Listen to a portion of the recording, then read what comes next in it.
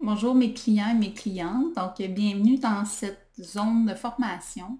Ça me fait super plaisir de prendre ce temps-là avec vous, même si on n'est pas en temps réel. Mon souci, c'est vraiment de quand je vous apporte des outils, des schémas que je peux vous donner ou des enseignements, j'ai le souci qu'on y aille plus en profondeur pour que vraiment vous puissiez en bénéficier au maximum.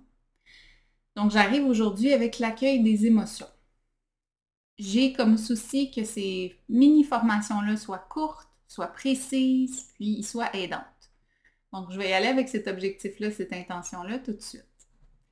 Le schéma que je vais vous montrer, peut-être que je vous l'ai déjà donné ou non, peu importe que vous soyez encore en processus thérapeutique avec moi ou non, je peux très bien vous envoyer ce schéma-là avec grand plaisir. Super beau processus qui a été grandement inspiré de Colette Portelance, qui est la créatrice de l'approche que j'ai suivie, qui me donne mon titre de thérapeute en relation d'aide, TRA.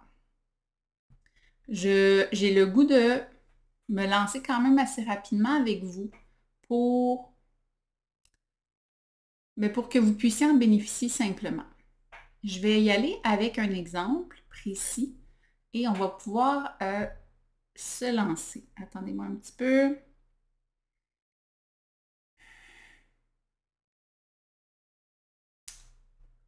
Ouais.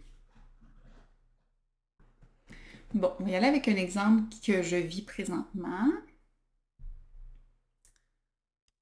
Ouais, on va y aller avec ça. C'est pas trop clair. Je vais le faire avec vous. C'est peut-être pas de mauvaise chose. Donc, je vous explique rapidement la situation. Mon amoureux est un pilote d'avion. Il part des fois des mois, comme là présentement, il est parti pour quelques mois en travail. Et je vis toutes sortes d'émotions. Hein? Ça va me dire c'est normal. Oui, en effet. Et là, il y a le sentiment de solitude, il y a un sentiment un peu d'ennui, de dépression, pas de dépression, mais d'un petit peu de baisse, de joie, puis je m'observe. Donc, l'étape numéro 1, c'est sortir du déclencheur. Fait que, si je reste mon regard positionné sur mon chum est parti, ça se pourrait que je tombe dans la peur de perdre, la victimite, peut-être le jugement, peut-être la critique envers lui. S'il ne serait pas parti, je ne me sentirais pas comme ça. Vous voyez, là, quand on se plaint, là, quand on juge beaucoup, ça veut dire qu'on est sur le déclencheur. Ça veut dire qu'on n'a même pas commencé encore le schéma d'accueil des émotions, on est pris dedans. C'est correct. Hein? On a besoin d'un temps à un moment donné pour, on appelle ça ventiler, hein, sortir le trop-plein, mais il faut arrêter à un moment donné parce que c'est pas aidant. Donc, moi, je pourrais avoir mon chum me laisse tout seul, puis c'est intense, puis tout ça. Ça serait, je suis prise sur déclencheur. Donc, si, étape numéro 1, je sors du déclencheur, ça veut dire, j'enlève mon pouvoir, mon regard sur l'autre, sur la situation, et je le ramène en dedans de moi. Qu'est-ce que ça veut dire, en fait? Tout simplement, c'est, il y a quelque chose d'extérieur qui est venu réanimer, peser sur un bouton, quelque chose d'intérieur. Puis où on a du pouvoir, c'est ici. C'est où ça l'a touché. Parce que pour une autre personne, ça pourrait ne pas toucher absolument rien. Hein, c'est là où on peut comprendre, fait, ah, ben oui, ça m'appartient. Donc, je ramène vers moi en même temps que je vous parle. Étape 2, qu'est-ce qui se passe dans mon corps? Ah, je respire. Je fais les étapes, hein? Il y a des tensions, il y a beaucoup de tensions dans mon corps présentement, beaucoup dans mes épaules. Ça bouge, là. Ouais, est-ce qu'il y a autre chose? Prenez le temps, pesez sur pause si vous avez besoin, on le fait ensemble. Hein? Choisissez votre exemple à vous, puis vous pouvez le faire en même temps que moi. Donc, je respire. Tension au niveau du cou, du dos, du haut du dos. Il y a une petite anxiété là, dans le cœur ici, là, ça brasse un peu. Ce serait quoi l'émotion ou la peur? Là, je ne sais pas si vous voyez bien chez moi, je vais le zoomer un petit peu. Ah, c'est mieux, hein? OK, là, on va être rendu ici. Là, j'ai identifié comment ça se passe dans mon corps. C'est quoi l'émotion? Je dirais que je touche à la peur de perdre. Je touche à la peur de perdre mon amoureux. Ouais. Et là, je vais être très vraie avec vous. Donc, j'ai mes Kleenex pas loin. Donc, ça se peut que je sois touchée. Et je vais me laisser toucher. Hein. C'est ça un processus d'accueil des émotions. On fait le processus ensemble, puis on y va all-in. Hein, on se coupe pas, on tombe pas dans la peur de « Oh mon Dieu, je n'ai pas besoin de pleurer. S'il faut, c'est là. » Fait que, ouais, je touche à la peur de perdre mon chum. Puis là, c'est vraiment dans le cœur, la pression, l'intensité. Ouais, peur de perdre. Je vais y aller avec ça. Étape numéro 4, ce que je suis en train de faire, prendre le temps de respirer. Là, je le fais un peu plus automatiquement, mais on le fait ensemble. Prendre le temps de respirer dans l'émotion et de la sentir. Donc, je prends le temps de respirer, puis je vois, je l'ai nommé, à moi, c'est rendu dans mon cœur surtout, la peur de perdre.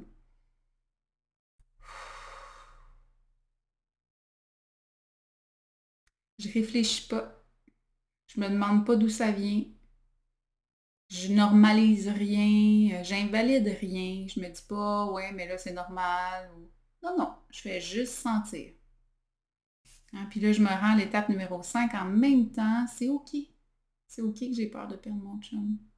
Ben oui. Hein, il est loin, il rencontre plein de nouvelles personnes, il vit dans un nouveau pays. Je respire. Ben oui. Puis je me sens vulnérable quand je vous le dis. Il y a quelque chose où il y a même de la tristesse un peu.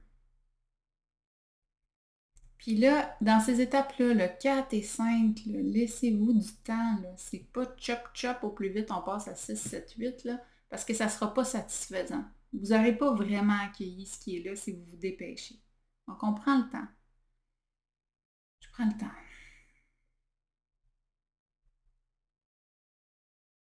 Si l'émotion se déplace dans votre corps, suivez-la. Dans l'acceptation, c'est OK.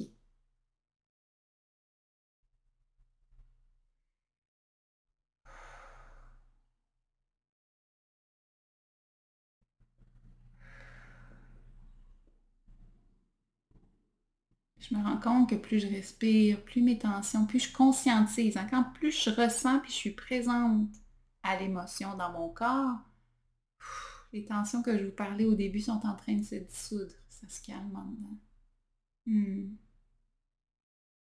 Ah, c'est comme un parent qui dit à son enfant, viens t'asseoir là. Viens t'asseoir sur mes genoux, puis on va respirer ensemble. On va accepter ce qui est là, puis qu'on se sent sécurisé tout d'un coup. On sent que ça va être OK. C'est un peu le même feeling.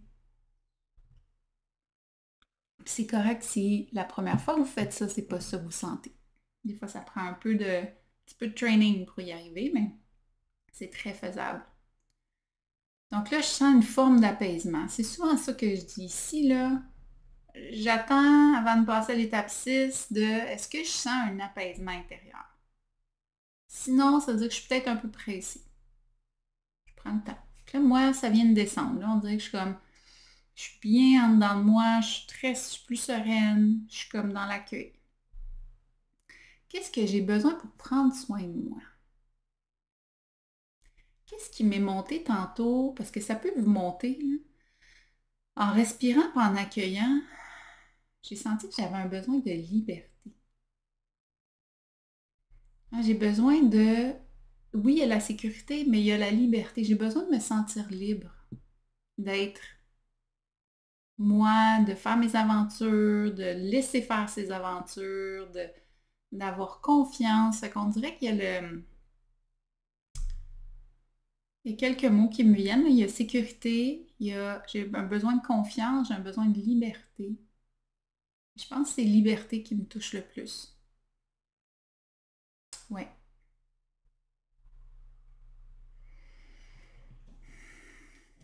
N'hésitez pas à prendre votre temps, comme je vous dis. Si vous avez des questions aussi par rapport à cette vidéo de formation-là, vous pouvez poser vos questions directement en dessous, m'envoyer un petit courriel. Oups, ça c'était mon Pomodoro qui vient de se terminer.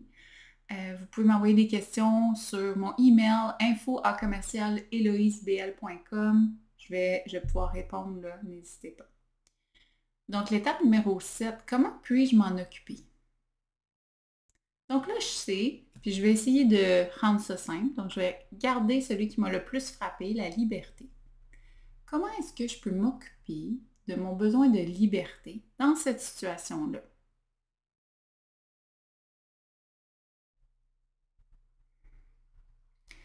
Ce qui me vient, et comme je vous dis, prenez votre temps, chacun son rythme. Ce schéma-là, je le connais. Donc, c'est sûr que pour moi, c'est plus naturel. Comment je peux m'en occuper? Moi, ce qui me vient, c'est vraiment d'avoir une vision au quotidien. Donc, je me lève le matin et là, je le fais de plus en plus. Je me prends un petit pad, puis là, j'écris où est-ce que je veux mettre mon attention aujourd'hui? Justement, mon chum n'est pas là. Hein? Justement, la réalité, c'est qu'on a choisi, on a accepté qu'on serait séparés pendant quelques mois, que lui allait pouvoir vivre son rêve, puis que moi, j'allais continuer à vivre le mien ici, séparés pour un temps. Et le fait de mettre sur papier ce que je veux, où je veux aligner mon attention, au lieu d'être dans le manque, puis la peur de perdre, si je le réaligne dans moi, j'ai le goût de créer quoi aujourd'hui? Ah là, je me sens libre.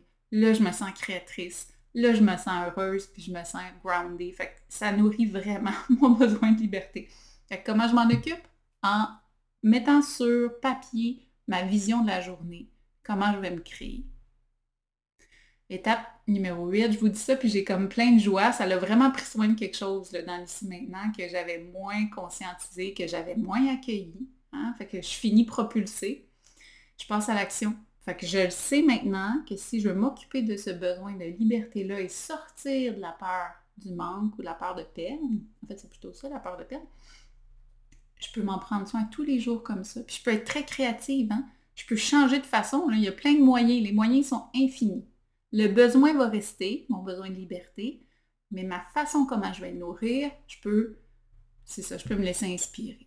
Donc voilà, j'espère que ce petit bout de formation-là vous a pris par la main avec ce schéma-là. C'est vraiment ça mon objectif, c'est vraiment que vous puissiez apprendre, réapprendre. Hein? On a comme, pour la plupart, on n'a pas trop eu de guide par rapport à nos émotions. Hein? Des fois, on a eu un guide de OK, il faut nommer nos émotions, mais des fois, c'est pas nécessaire. Puis des fois, c'est pas satisfaisant non plus. Donc, pour avoir eu une belle cliente récemment, j'ai le goût de vous laisser avec ça. Prendre soin de accueil de ses émotions ne se fait pas nécessairement toujours en relation. Ce que je viens de vivre avec vous, vraiment un bel exemple. Même si mon déclencheur est avec mon amoureux, je finis dans mon passage à l'action, puis je ne vais absolument rien lui dire. Je pourrais lui parler de ce qui vient de se passer avec plaisir pour juste partager, mais mon besoin de liberté ne sera pas nourri en relation avec lui, il va être nourri en relation avec moi. Mais si j'avais resté sur le déclencheur, si j'avais resté sur lui, et peut-être dans le reproche, ou la colère, ou la frustration, je ne me serais pas occupée de ce besoin-là, puis je ne l'aurais pas touché. J'aurais pensé que si lui changerait sa situation, moi, je serais mieux. Je serais restée en surface. Donc voilà, je vous souhaite plein de bonheur, plein d'amour, plein de douceur, plein d'accueil. C'est tellement bon, ça fait tellement du bien. C'est comme ça que je termine. Et au plaisir de vous soutenir, vraiment, c'est ma plus belle intention, c'est ma plus grande intention. À bientôt. Bye bye.